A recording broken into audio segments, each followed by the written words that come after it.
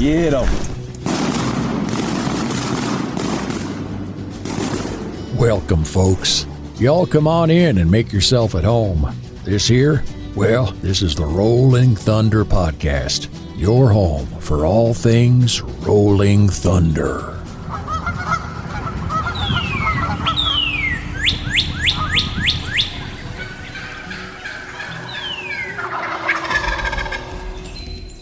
This episode is brought to you by Mossy Oak, because everything is better in Bottomland. Kent Cartridge, quality matters, performance counts. Shen Gear, waterfowl gear that is built better. And Benelli USA, dominate the skies. Welcome back to another episode of the Rolling Thunder Podcast. Hey, buddy. Man? What's going on? WTF, man. All day, every day. One thing after another. You know, I really wasn't ready for it, but now I'm kind of ready for it to be here. Oh, yeah. I'm ready to see everybody and have a good time and sell some duck calls, some turkey calls. I'm ready to pack that trailer and know that we're done. The anxiety of it hanging over our head is killing me. Yeah. But we are light years ahead of where we've ever been in the past. I will say that. I told Miss Lindy last night. Awesome. I had a level of excitement up till yesterday, and then at dinner last night, RT and I found the floor plan and saw where everybody's boots Did y'all were Taco at. Tuesday last night? Oh, yeah. Okay, good. I did too. I was just at the house. I didn't hit the didn't go to Cancun or the margaritas? margaritas, either one. But Yeah, we Taco Tuesday last night. We got to look at the floor plan and saw where everybody was at. I'm like, oh, gosh, I can't wait. It's so much fun. great show. So Great much show. fun. But enough about turkey season. So you just got off the phone with a pretty interesting character. Yeah. Old call collector. Kind of eavesdropped a little bit in on that. Yeah, it was pretty interesting conversation. He was, basically he was just asking to send some material in, have us make some two custom XLs. One out of he's got a couple sticks of the Spartec Jade, and not it on the polishing. Riley ain't in here. Yeah, 4 riles. He had that, and he had some of the old 24-21 KC Red, or 21-20, whatever the number is. But he wanted us to turn a custom one out of both those two colors, and I said sure. And it kind of spiraled into this conversation about. He was like, "Man, do you know, boy, everybody's really geeked out over y'all's old stuff." And he said, if you get on Facebook, there's this group called All Things Cutdown. I was like, yeah, I've seen it before. And he started asking me questions about just all the iterations of the keyholes that we've done in the past. And, he even asked me what BSOD meant. and I was, it just kind of, I don't know, it was an odd conversation because it just struck me as odd because, this is an older guy. You tend to think it's so, we've talked about it so many times that it's like old hat. Yeah. You Right. It's easy to forget that not everybody knows what BSOD stood for, or, that kind of thing, or where it came from, or where, why those calls. He was even asking me, he's like, why do they have a colored band on the insert and all that kind of stuff? And, anyways, it was pretty fun to kind of walk down memory lane with him. And You should have told him what it was almost called. yeah, there's not many people that know that. That's definitely a good, I don't know. That'd be one of those when we do trivia night up here at the bar, we're going to have to add that as a trivia question. Do you know what they were almost called? You don't? So there's a hole next to Tombstone or real close by in Biomeda known as the Kevorkian. Oh, that's right. I have heard you say that before. And Dr. Kevorkian back in the 80s, probably late 80s and through the 90s, he was the doctor that helped everybody commit suicide. And so they, the legal term was self-assisted suicide. And we were going to call the company Black Stick of Death and then call the model the Kevorkian. But I was hell-bent on making those barrels have something different than just the pure alt shape. Right. Because when we started this, I was scared to death of the Olt company. I mean, I reached out to them, had a lawyer try to license the Olt name. Like, we tried really hard to respect the shape and their design and not infringe on. I knew we weren't infringing on 348-205, that patent, but their copyrights, their trademarks, all that kind of stuff. And so, you know, the only other cut down on the market was Fleeman's, you know, the DFB, and it had a different shape. He had a different lanyard groove, and you know, it was different, and it was different color and all that kind of stuff. Hell, I was wanting it to be black, and I was wanting to replicate that son of a gun exactly as close as I possibly could with font and everything. And the only thing we could come up with to really drastically change the image was those raised letters. And we decided not to do Kevorkian for two reasons. One, we didn't think anybody would know who Kevorkian was, and two, we didn't have enough real estate to put all the dang letters on. Like one of those old trumpets. Yeah. And those old Canada calls. And I wasn't sure if I could spell it more than once correctly, you know? Or trust any of us to spell it correctly. Yeah, but that was almost the model with Kevorkian. Self-assisted suicide on Duck Hersey, you know, just gives it up. That would be a great name for one, though. Yeah. Well, it's not totally out of the picture. No. Maybe one of these days we could throw it back in the mix. But, anyways, in that conversation, we got to talking about. Of course, he asked me if I'd cut an Olt. He asked me if you'd cut him an Olt. Told him no.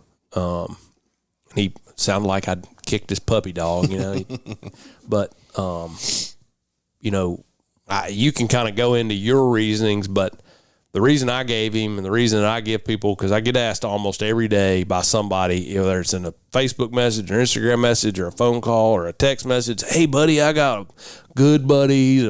He's a close friend. He'll never sell it, but would you cut him an Olt? Man, my answer is I don't think they come out good enough. Yeah. I really don't. Like there's a I don't know if it's 50% or 60% or what, but if you give me 10 of them, and I do the same thing to 10 of them, they ain't all 10 going to sound the same way. You're chasing something that like just doesn't replicate. Yep. And man, it sucks giving somebody something that you think you know in your heart is a C-. You know what I mean? Absolutely. How do you feel about it? You're explaining it pretty much. You know, I mean, they're extremely finicky. Yeah, some of them come out sounding awesome, great. You know, and then there you go trying to replicate that sound with different ones, and it's just, I don't know. There's a certain sound about it that sounds good and catches your ear, and you think it's the bee's knees. But man, from a working on it standpoint, it's a lot easier to work on something that, say, we're machining that is a we little know more can precise, come out. Yeah. And you know, it's more consistent. You know. Because those things are a little crooked. That they all don't sit twisted. They're all a little different. You know, they're all different. That's exactly right.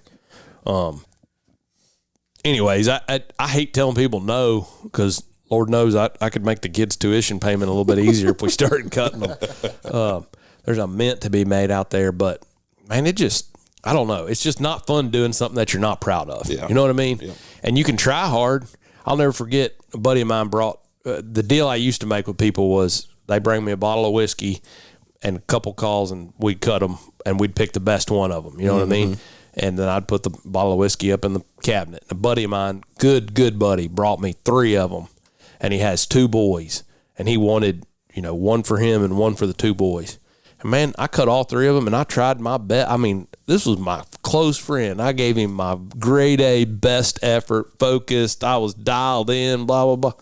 I didn't like the way any of the 3 of them sounded. I mean, could I quack? Yes. Could I chatter? Yes. Could I have made a video and posted it on All Things Cut Down, and people been like, man, that's amazing. You know, yeah, probably, you know, but in your heart, you knew it wasn't. Yeah. And you know, when you listen to a sound file of a duck call that sounds good, that's different than when you blow on one and it feels good and sounds good. Yeah. You know what I mean? Yeah, absolutely. And the more calls you tune, the better you get at learning how to get good sounds out of a bad call. Yep. You know what I mean? Yep.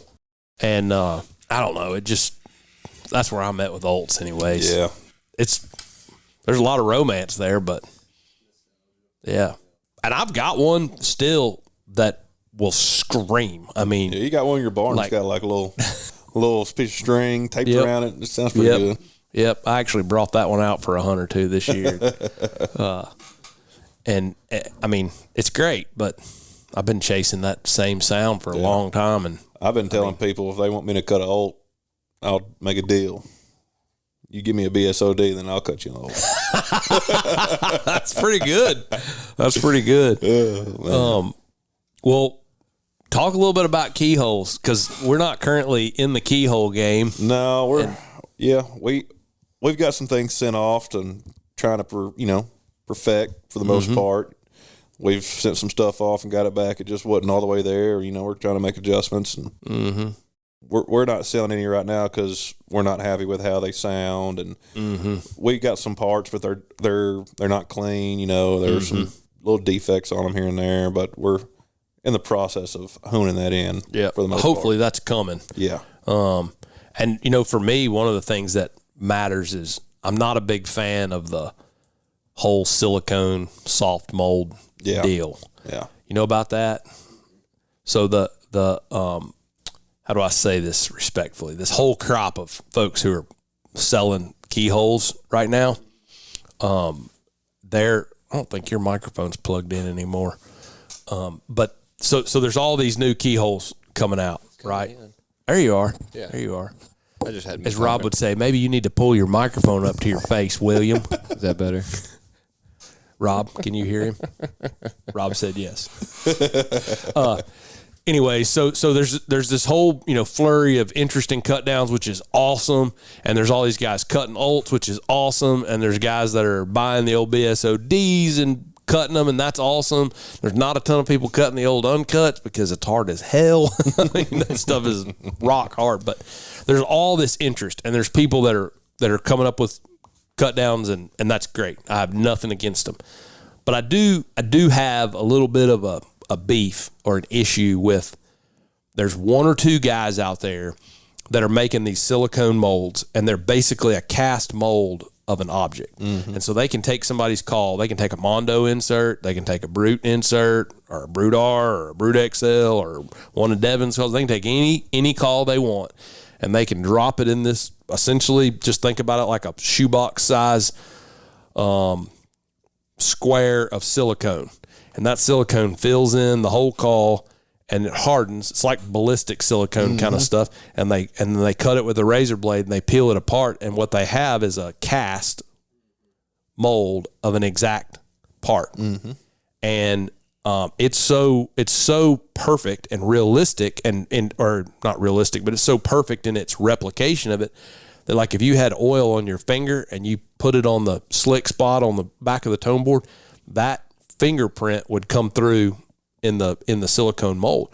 So it's great for ease of tuning, because I mean, we've got some silicone molded parts, and you can see where I sand on it. It looks like I sanded it right off the mold. Yeah. It's slick in the slick spots, and it's sanded in the sanded spots. And I mean, you can just about just put a reed and cork in it and absolutely go.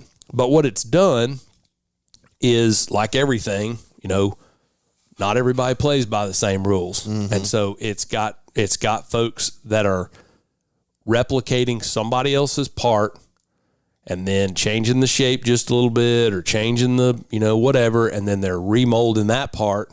And I mean, you can see the calls out there that are like, oh, that's a Mondo that's been sanded on a little bit, on the outside of it. Like, or that's a whatever, And so people are taking the old Olt inserts, they're replicating them that way, and then they're in business.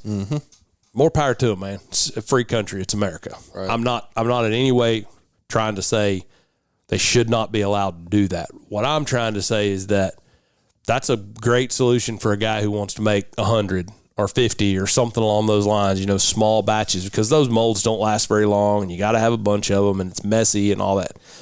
What I am saying is that for us, we're trying to make a living, and we're also trying to replicate a really good sound that's got durability, because we provide a lifetime guarantee to our calls, and those soft calls are easy to break. They are, and they're expensive to make, and so I don't want to replace those a gazillion times. So, for us, I feel like investing in an injection mold that makes a polycarbonate part that's hard, that's consistent, that's the same every time.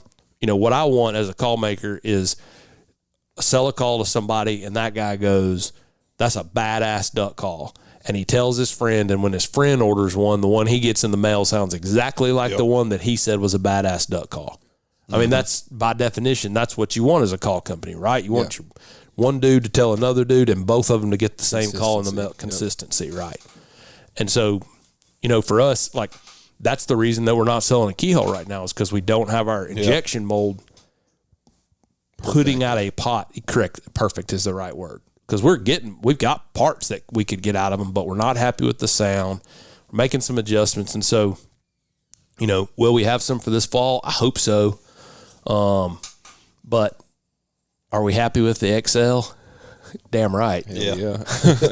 And the R and the OG brutes. I mean, I feel like all three of the cut downs that we're selling right now are money and consistent. I mean, I can, and I know you can hear it too, Frawley, but I can hear you tuning and they sound the same. Every one of them. I mean, yeah. What's crazy is I'll sit there, I'll say there's 20 sitting there. I'll sand all 20 of them and then go put reed and corks in them before I even, I'm not sitting there sanding on one, tuning it, hoping it's good. I mean, I've got it down to where I can just sand, put it aside. Once you got a pile, put reed and corks in them. You're not guessing. You're hitting the same spots every time. Exactly. Know what you're looking for. Yep. And you can feel that on the tone board or on the tone board when you're sanding too. Yep. When you start going with the contour of the tone board, it's weird, but you can feel like muscle memory. I mean, it's just like shooting a 3-pointer. Yep. I guess when you've done something enough times, you kind of get to a point where you can replicate it that many times and hit it on the money every single time. And that's what you want. That is, in my opinion, that's the definition of are you a call maker? Mm-hmm. Are you? And the answer to that is, can you produce the same thing over and over and over? Otherwise, you're a folk artist, right? And nothing against folk artists. I mean, I wish that I had the artistic skill of some of these guys that can make checkered stuff and all the. That's just not the tools good Lord gave me in my toolbox. I ain't got the patience for it. I got too big of hands. Yeah, well, I've got the patience, and I've tried, but it looks like a kindergarten art project when I get done with it. It's like, oh, boy's on the spectrum. That's not art. That's embarrassing. Middle school project. Did Tripp make that? Halford, not Hodges. Well, I don't know. Well, I was fixing to say that might be interchangeable. But anyways, I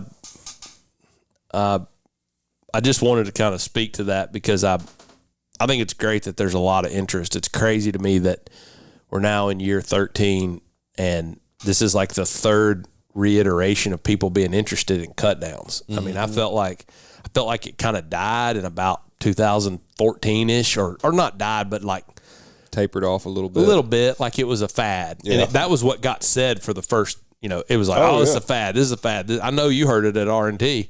I mean, it was what everybody was saying. I remember somebody said to me, "Man, you've picked a niche category and you'll never be able to sell those all over the country."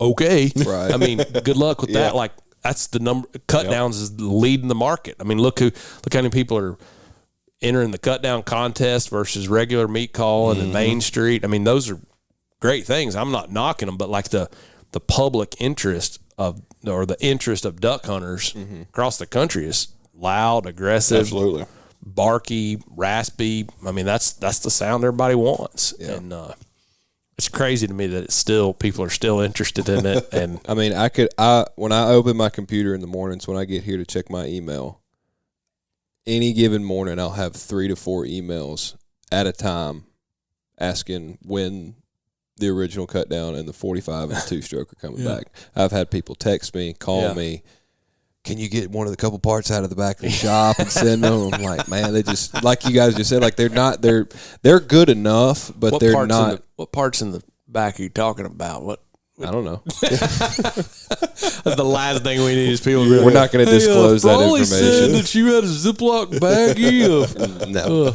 like you guys were talking about, they sound good enough, but they're not to the standard where we feel comfortable enough to send them out. That's right. Man, I had one of them soft ones that sounded unreal. It was awesome.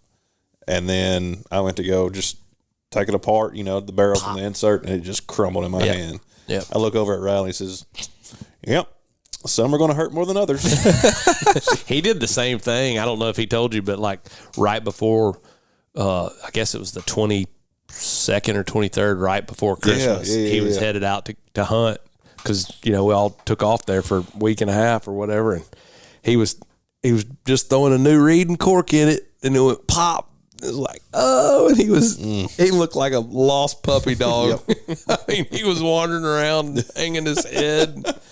And that's the thing is like the silicone mold was never intended to make hundreds and thousands of parts. I mean, it was intended to replicate one thing or 10 things, and so, hey, it's great, not knocking folks that use it. And it actually makes exceptionally good goose guts because there's some softness to them and you don't have to flex them in a way that makes them break.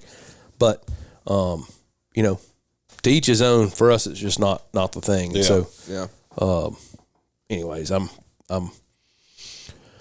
very hopeful that we'll get our injection mold.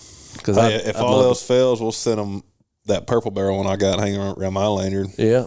I got 2 of them that sound awesome. Man. Raunchy.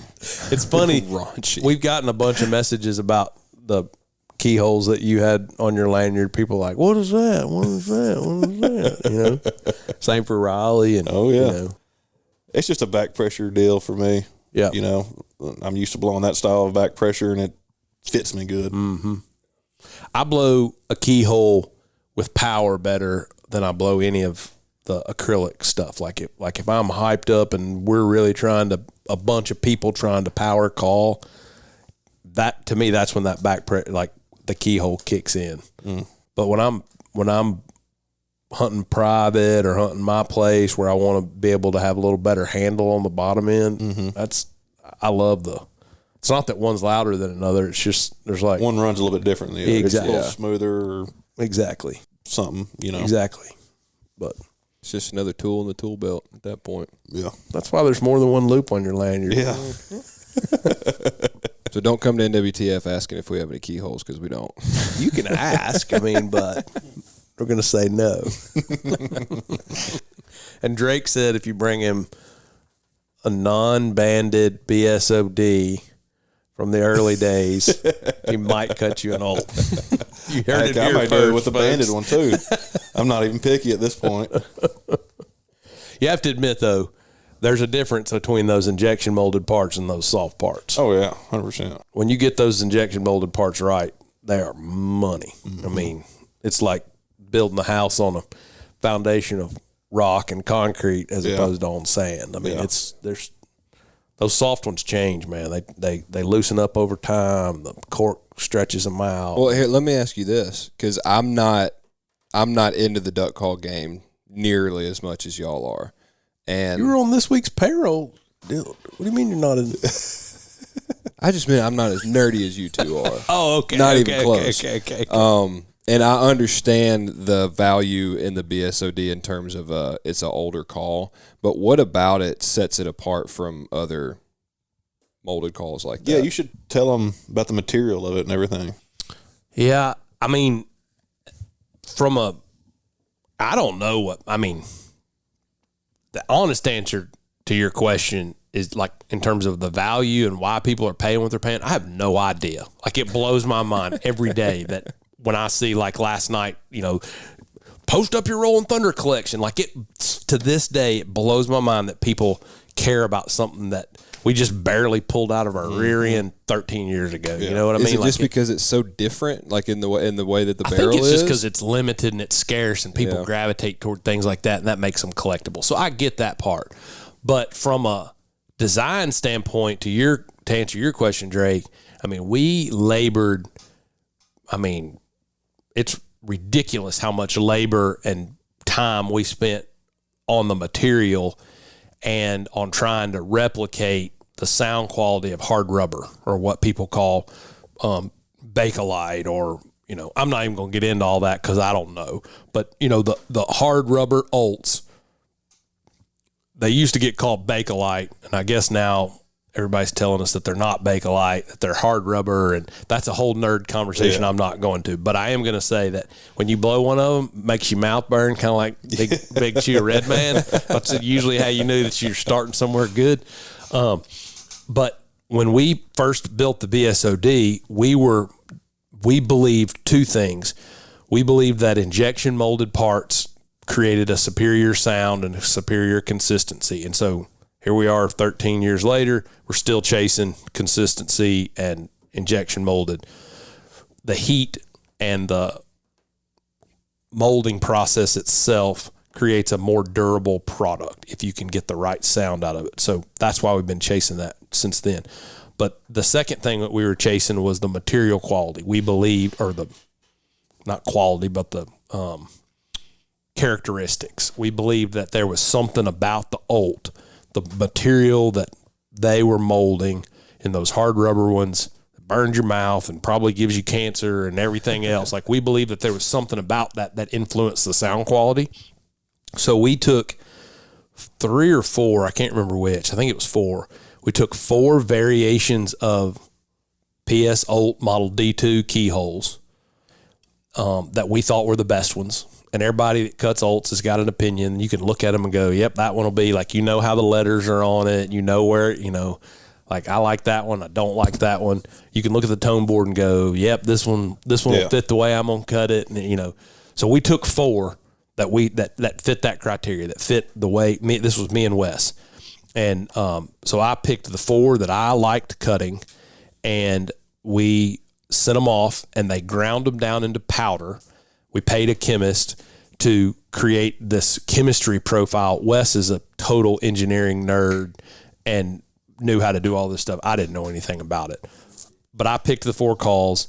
Wes sent them off. They ground them down into a powder, and they gave us this. I need to find this. They gave us this printout. It was like 100 pages, and it was essentially a chart on a gazillion different things that were factors in sound, density, and I don't know, like temperature, heat resistance, and all these nerdy things.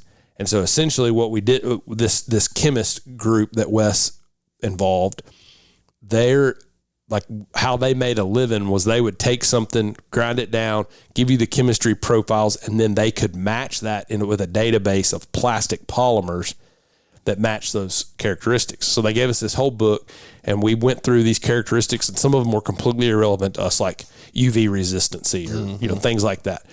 And we picked the profiles that we thought affected sound, and we said, okay, it's this profile and this profile and this profile. And then they took those profiles and they gave us a catalog of materials.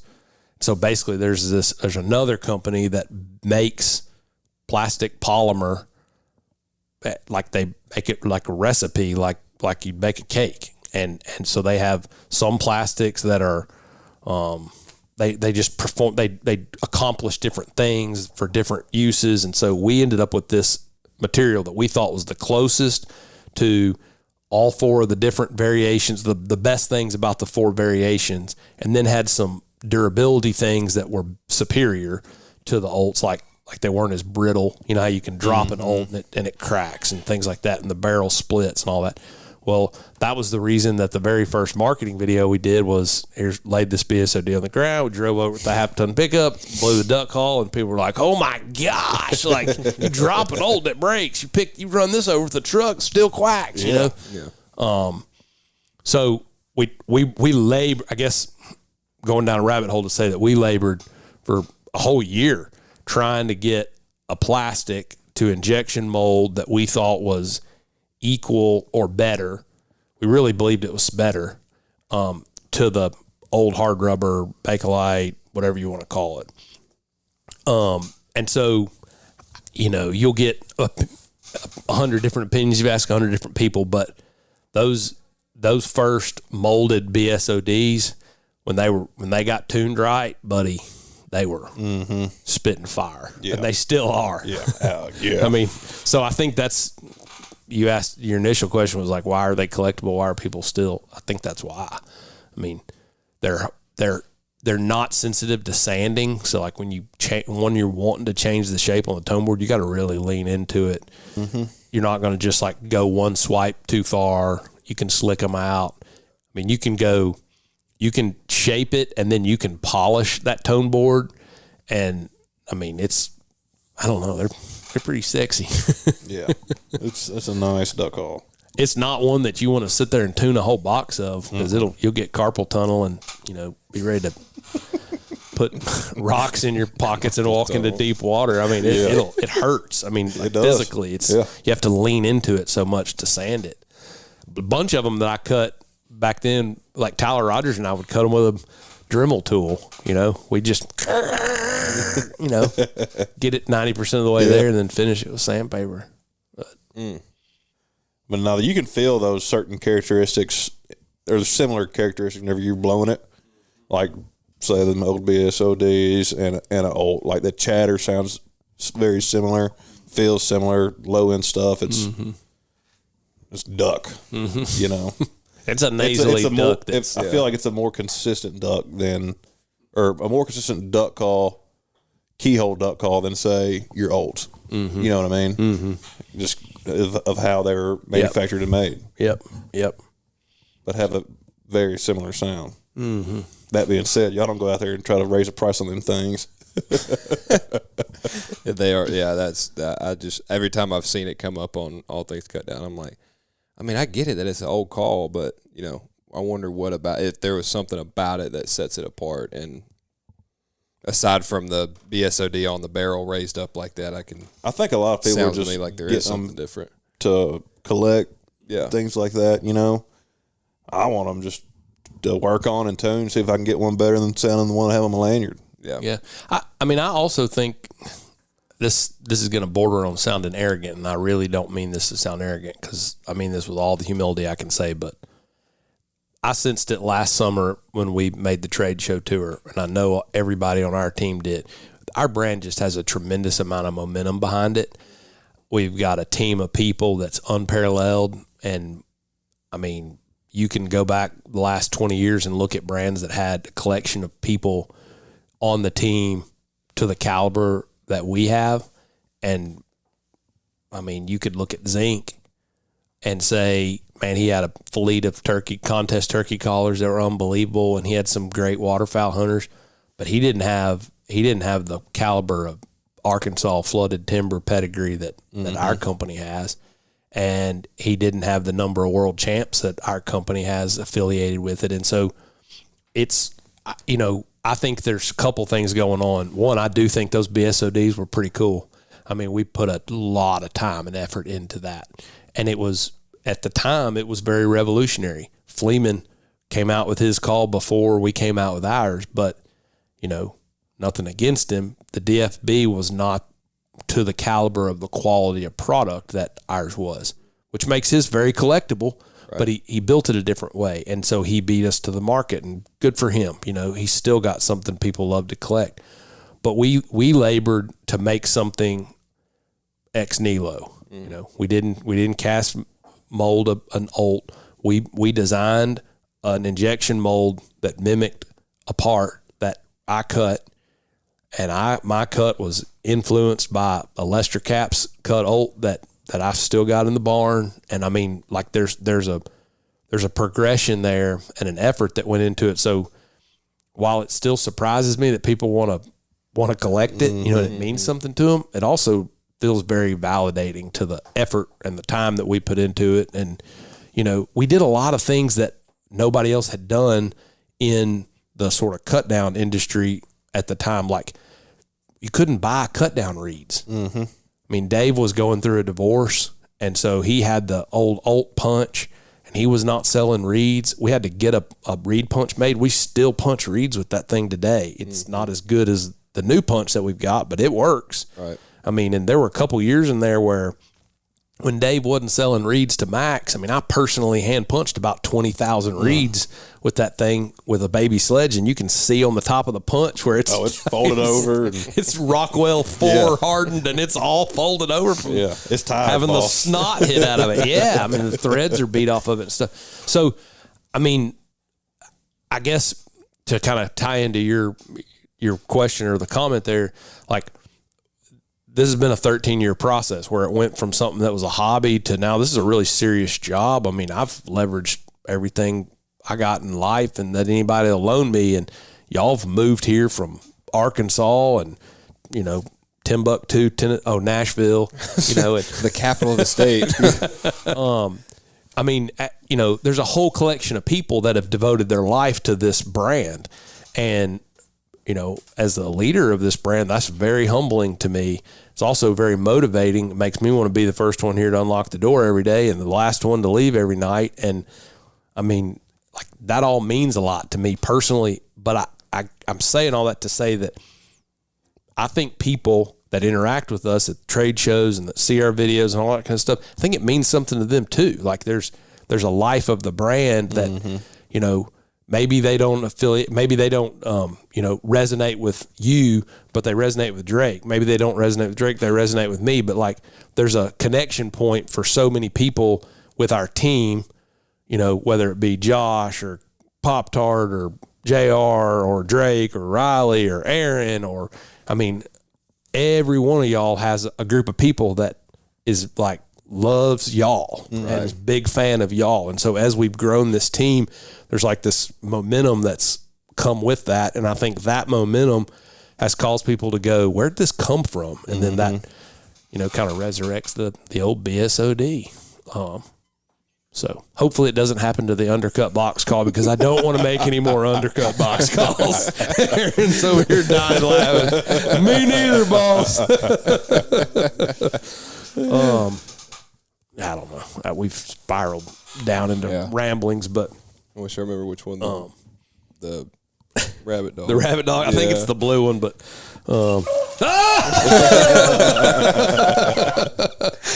winner, chicken dinner. So it is pretty cool, though. It is. I mean, cool. Yeah.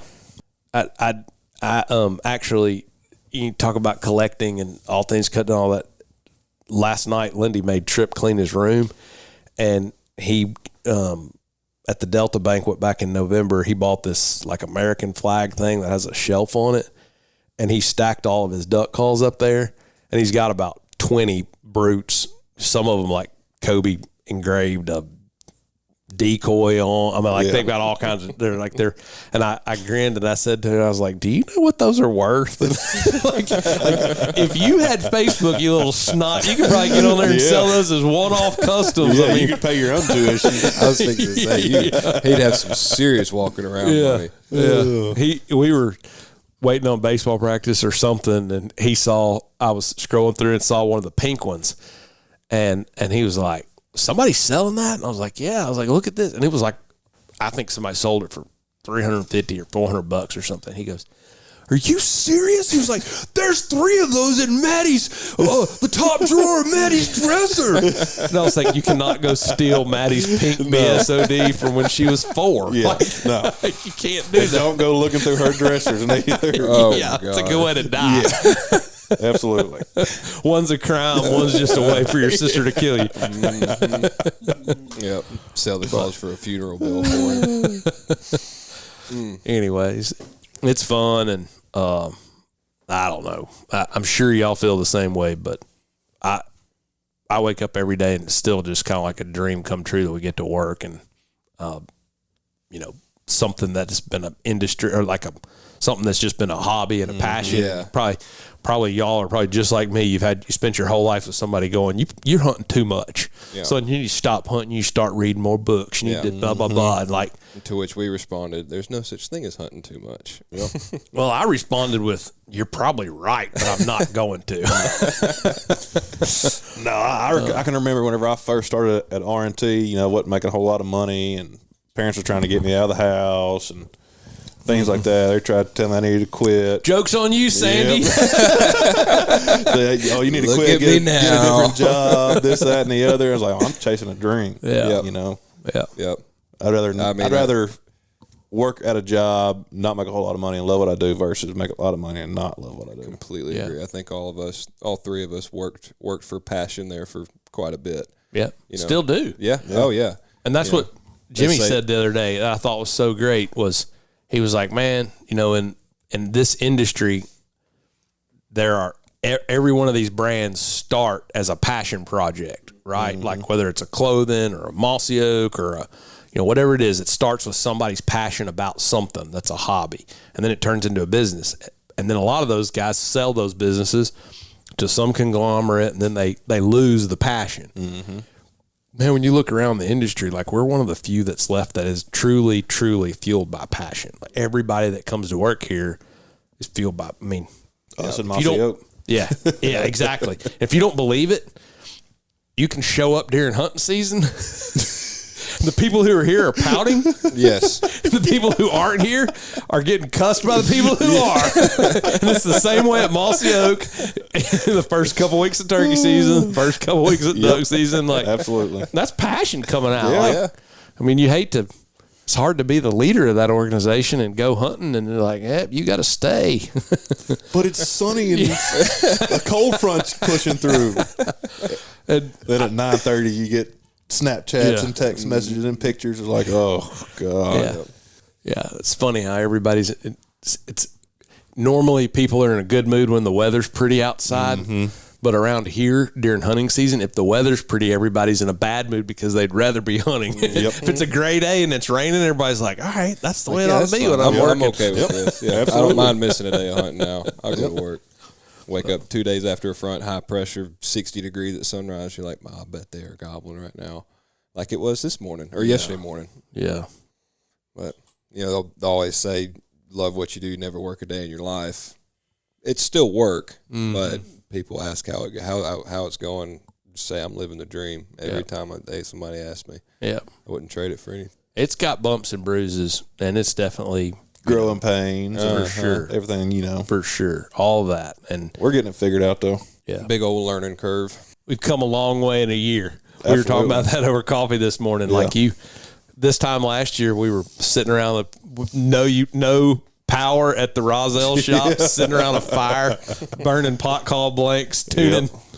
All we had to take to NWTF was like ivory OG black brutes, black and some other little knickknacks, We had some black gold Brutars, and I mean that was it. And Aaron and I talked about that a little bit this morning, talking about how far ahead we are packing for NWTF, and he was like, "Man, we didn't get all the way packed even when we left last year, just because there wasn't enough time. We've just stuck stuff in corners, and we've got it all boxed up back there and ready to rock. And I'll be excited to sell some duck calls, that I'm pretty proud of, and things like that too. I mean, which last year, I'm not saying I wasn't proud of them or anything, but someone else was making our calls. We went in house, and feel a bit more confident. Like, here, you pick up this duck call and blow it, type deal.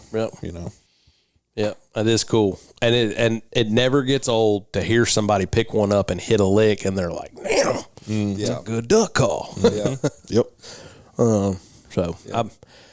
My goal for this year for us is to, there's different kind of callers, right? There's guys who blow cut downs really well, but then there's guys who blow J frames, and there's guys who blow J frames that are kind of muddy and have a lot of rasp built in them, and there's guys who blow J frames that are really clean.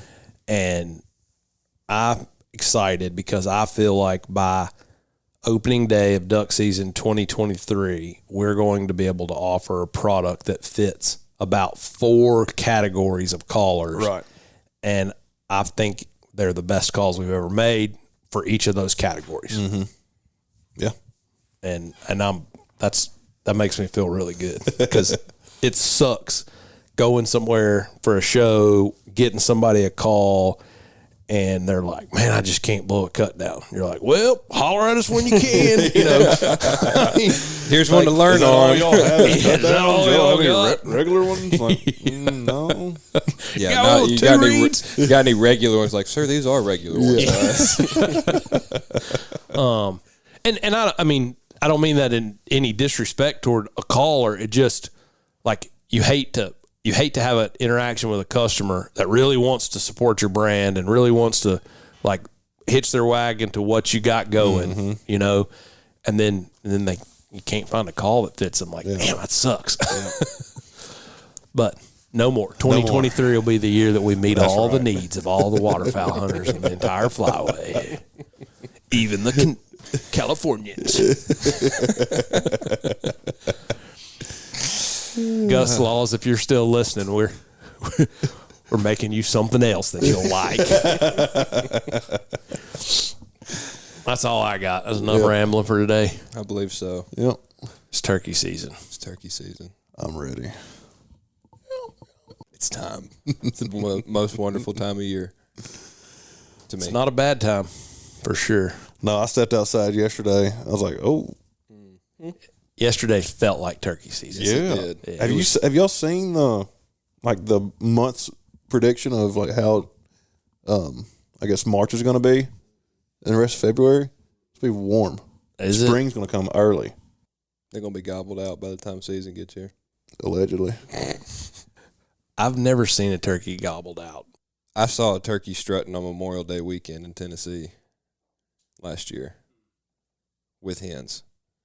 So I don't think there's a such thing as being gobbled out. There probably is. I'm just saying I hadn't seen one. Usually I spook them, and that's why they quit gobbling.